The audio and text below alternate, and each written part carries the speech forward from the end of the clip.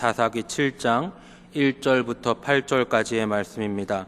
말씀을 찾으셨으면 함께 읽도록 하겠습니다. 여룻바알이라 는 기드온과 그를 따르는 모든 백성이 일찍이 일어나 하룻생 곁에 진을 쳤고 미디안의 진영은 그들의 북쪽이요 모레산 앞 골짜기에 있었더라. 여호와께서 기드온에게 이르시되 너를 따르는 백성이 너무 많은즉 내가 그들의 손에 미디안 사람을 넘겨주지 아니하리니 이는 이스라엘이 나를 거슬러 스스로 자랑하기를 내 손이 나를 구원하였다 할까 함이니라. 이제 너는 백성의 귀에 외쳐 이르기를 누구든지 두려워 떠는 자는 길르앗산을 떠나 돌아가라 하라 하시니 이에 돌아간 백성이 22,000명이요 남은 자가 10,000명이었더라. 여호와께서 또 기드온에게 이르시되 백성이 아직도 많으니 그들을 인도하여 물가로 내려가라. 거기서 내가 너를 위하여 그들을 시험하리라. 내가 누구를 가리켜 내게 이르기를 이 사람이 너와 함께 가리라 하면 그는 너와 함께 갈 것이요 내가 누구를 가리켜 내게 이르기를 이 사람은 너와 함께 가지 말 것이니라 하면 그는 가지 말 것이니라 하신지라. 이에 백성을 인도하여 물가에 내려가매 여호와께서 기드온에게 이르시되 누구든지 개가 핥는 것 같이 혀로 물을 핥는 자들은 너는 따로 세우고 또 누구든지 무릎을 꿇고 마시는 자들도 그와 같이 하라 하시더니 손으로 움켜 입에 대고 핥는 자의 수는 300명이요 그 외의 백성은 다 무릎을 꿇고 물을 마신지라. 여호와께서 기드온에게 이르시되 내가 이 물을 핥아 먹은 300명으로 너희를 구원하며 미디안을 내 손에 넘겨주리니 남은 백성은 각각 자기의 처소로 돌아갈 것이니라 하시니 이에 백성이 양식과 나팔을 손에 든지라. 기드온이 이스라엘 모든 백성을 각각 그의 장막으로 돌려보내고 그 300명은 머물게 아니라 미디안 진영은 그 아래 골짜기 가운데에 있었더라. 아멘. 한 번도 만나보지 못한 시대를 삽니다. 특별히 성도로서 살아가는 우리의 일상에서는 쉽지 않은 현실을 마주하고 있습니다. 근래에 이런 전염병의 상황이 심해지고 특별히 언론에서 대중들이 미디어에서 교회를 향한 여러 가지 이야기들 그리고 쏟아내는 뉴스들을 보면 정말로 쉽지가 않습니다. 정말로 쉽지가 않습니다. 모여서 예배를 하려고 하는데 뭐 대단한 행사를 하는 것도 아니고 뭐 우리가 뭐 그럴싸한 거를 세상에 하려는 것도 아니고 우리끼리 모여서 좀 예배를 하겠다는데 그것도 쉽지 않은 일상을 삽니다. 이런 상황이 이제 1년 정도 되다 보니까 여러분들이 고민을 하실 겁니다. 저도 정말 여러 생각을 했습니다. 하나님 왜 이런 상황을 주실까? 하나님 왜 이런 상황을 주실까? 하나님 왜 이런 환경을 주실까? 정말 주변에서 우리 성도들이 아픈 마음으로 예배하려고 교회에 왔다가 제대로 예배하지 못하고 돌아가고 또 뭐 왔는데 교회에 이런 모습들이 여러 가지 방해랑 여러 가지 제약이 있어서 가슴 아파하고 특별히 저희 같은 목사님들 뭐 선후배들 동료들 정말 일선의 현장에서 여러 가지 또 힘든 일들을 당하고 그런 것들을 보면서 정말 고민을 많이 했습니다. 고민을 많이 했는데 그때 드는 생각은 뭐였냐면 일단 우리가 현실적으로 볼 때 우리의 세가 좀 작아지는 것처럼 보입니다. 그리고 교회는 어려움을 당합니다. 나쁜 소식들이 지속이 됩니다. 점점점 이런 모양으로 갑니다. 이거 어떻게 할까? 큰일 났다. 이거 어떻게 할까? 그런데 이 모습을 가만히 성경의 대조해 보면 하나님이 큰 일을 하실 때, 하나님이 위대한 일을 하실 때 어떻게 하시냐면 새를 줄이십니다. 사람의 새가 왕성해도 그 새를 줄이셔서 하나님이 기적을 베푸십니다. 주로 그렇게 역사를 하십니다. 왜 그러십니까? 그렇게 하셔야 하나님이 드러납니다.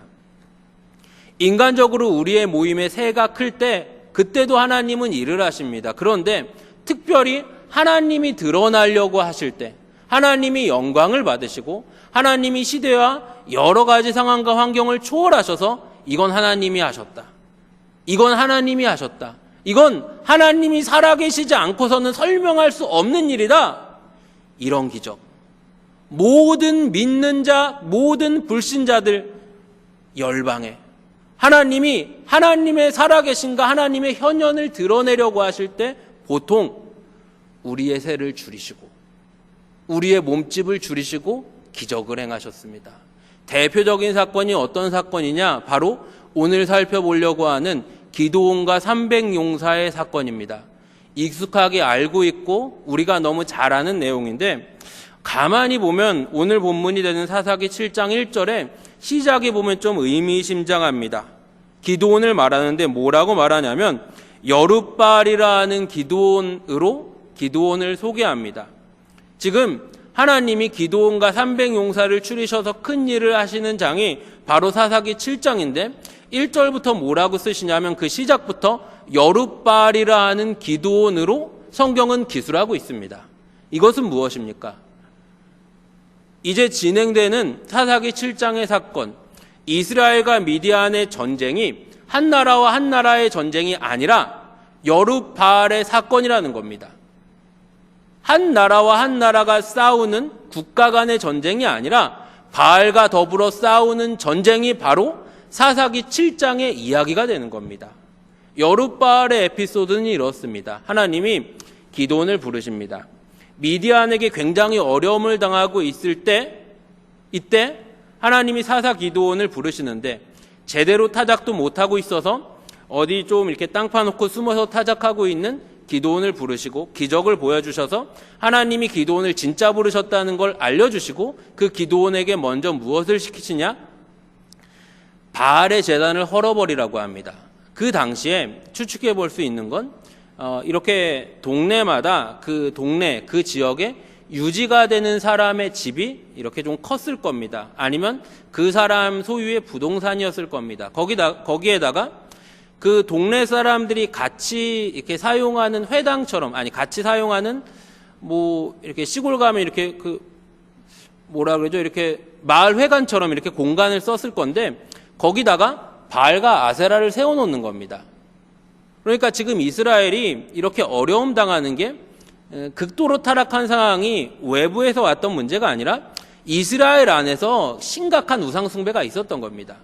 그런데 하나님이 뭐라고 말씀하시냐면 기드온에게 네 아버지 집에 있는 바알과 아세라상을 헐어버리라고 합니다.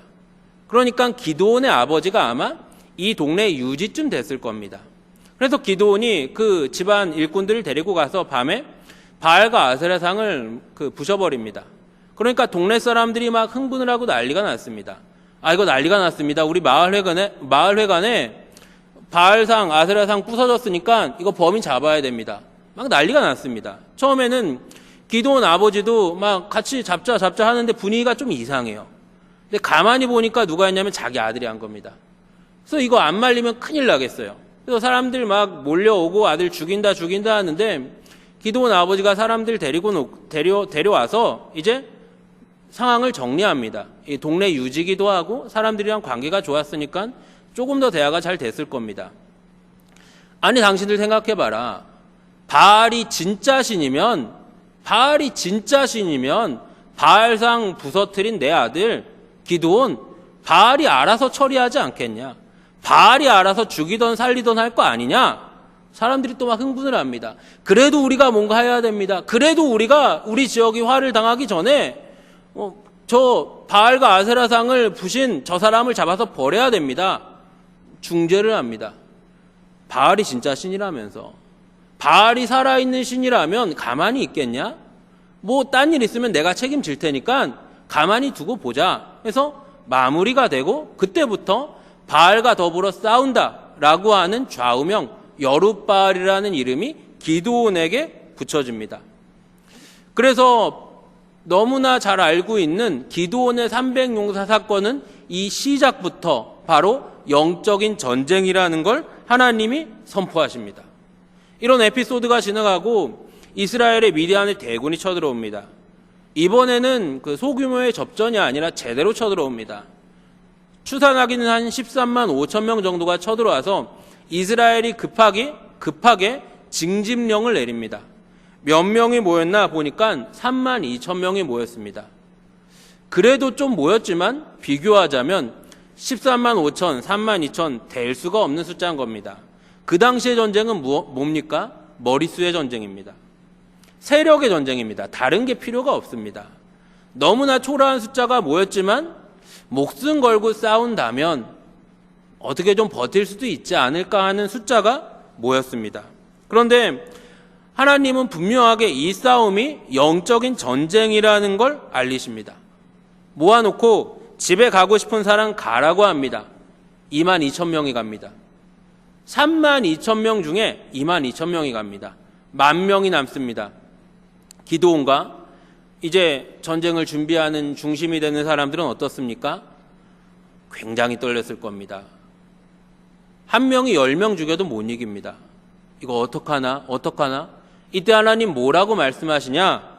아직도 많다 하십니다. 아직도 많다. 그래서 모인 10,000명을 하나님은 어떻게 추리시냐? 300명으로 추리십니다. 300명으로 추리셔서 하나님이 일을 하십니다. 여기에서 우리가 빠지는 함정은 무엇입니까? 이게 바로 영적인 전쟁이라는 겁니다. 우리의 전쟁은 무엇입니까? 세상의 전쟁입니까? 우리의 세력의 전쟁입니까? 흔히 사람들이 말하는 도덕과 선행과 업적의 전쟁입니까? 영적인 전쟁입니다. 영적인 전쟁을 해야 됩니다. 근래에 많은 이들이 관심이 집중되는 기사 중에 하나가 뭐냐면 흉악범들의 범죄 사건입니다. 이게 미디어가 발달하다 보니까 속도가 굉장히 빠르게 퍼집니다. 사회적인 약자들을 대상으로 한 끔찍한 범죄 사건들이 일어나고 있고 그 일이 기사화되고 있습니다. 너무 잔인한 사건이고 있을 수 없는 사건입니다. 그런데 가만히 보면 좀 한켠엔 이런 생각이 듭니다. 일단 이렇게 보면 그런 끔찍한 사건 사고들이 있으면 사람들이 하나가 됩니다. 여기에는 진보 보수가 없고 여기에는 여야가 없고 여기에는 갈등 대립이 없습니다. 강력히 처벌해야 됩니다. 강력히 처벌해야 됩니다.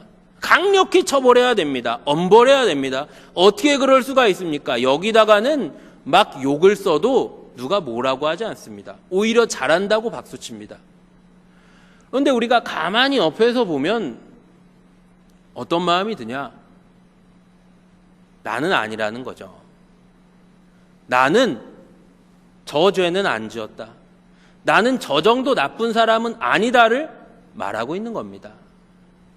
세상의 수준은 여기까지일 겁니다. 세상의 수준은 세상의 가장 높은 수준을 따진다고 해도 아마 무흠일 겁니다. 죄를 안 짓는 정도. 성도는 어떤 사람입니까? 여기서 더 가야 됩니다. 성도는 죄를 안 짓는 것에서 더 나가서 선을 만드는 겁니다. 생명을 만드는 겁니다. 복음을 드러내고 복음을 자랑하는 겁니다. 우리 안에 복음이 되시고 우리 안에 능력이 되시고 우리 안에 권능이 되시고 우리 안에 자랑이 되시는 예수의 이름을 드러내는 것이 바로 성도가 되는 겁니다. 마찬가지입니다. 지금 우리가 눈에 보이는 환경과 상황에서 볼 때 어려워 보입니다. 힘들어 보입니다. 우리의 싸움, 순간순간 빠지는 함정, 우리도 새를 한번 만들어 보고 싶습니다. 우리도 목소리를 한번 내보고 싶습니다. 교회도 한번 뭉쳐봐. 교회도 한번 목소리를 내봐. 교회도 한번 데모를 해봐. 교회도 한번 세게 나가봐. 하는 함정에 빠지고 순간순간 그런 유혹에 빠지기 쉽습니다. 그러나 성경에서는 분명히 이 일이 영적인 전쟁이라고 하십니다. 우리 하나님은 신실하시고 우리 하나님은 단 한 번도 실패할 수 없으셨으며 실패하지 않으셨으며 모든 일에 하나님의 일을 드러내셔서 기적을 일으키시며 전화위복이 되셔서 하나님의 영광을 드러내실 겁니다. 2000년 전에 우리 예수님 이 땅에 오셨을 때 정말 많은 사람들이 기대하고 환호했지만 예수께서 십자가에 달려 죽으셨을 때 세상은 예수가 실패했다. 예수는 끝났다. 예수는 그저 선지자였다. 라고 말했지만 우리 예수님은 3일 만에 부활하셔서 영광의 주가 되셨으며 모든 죄와 사망의 권세를 밟아 이기시고 우리에게 생명의 주가 되시고 부활의 승리를 주셨습니다. 사랑하는 성도 여러분, 우리 주님 특별한 일을 하실 때, 시대와 민족과 열방 가운데 하나님의 큰 일을 행하실 때 300용사를 선별하십니다. 작고 미약한 300용사로 미디안의 대군 13만 5천은 박살이 납니다. 그리고 그 일로 누가 드러납니까? 하나님이 드러나십니다. 사랑하는 성도 여러분, 지금은 하나님이 일하시는 때입니다. 지금은 하나님이 기적을 행하시려고 준비하시는 때입니다. 예배가 흔들리는 것처럼 보이고 교회가 어려움을 당하는 것처럼 보이는 시대 가운데 어떤 싸움을 싸우시겠습니까? 세상의 싸움을 싸우시겠습니까? 세력의 싸움을 싸우시겠습니까? 아니면 도덕과 선행의 싸움을 싸우시겠습니까? 영적인 싸움을 싸우십시오. 복음을 드러내십시오. 예수를 자랑하십시오. 우리 안에 생명이 되신 그 이름, 예수께서 갈보리 십자가를 지시고 묵묵히 멸시천대고난 다 감당하시며 결국은 영광의 승리로 이기셨습니다. 사랑하는 성도 여러분, 혼란한 때에 믿음으로 인내하시며 하나님의 일하심을, 하나님의 기적을 사모하시는 여러분들이 되시기를 간절히 바랍니다.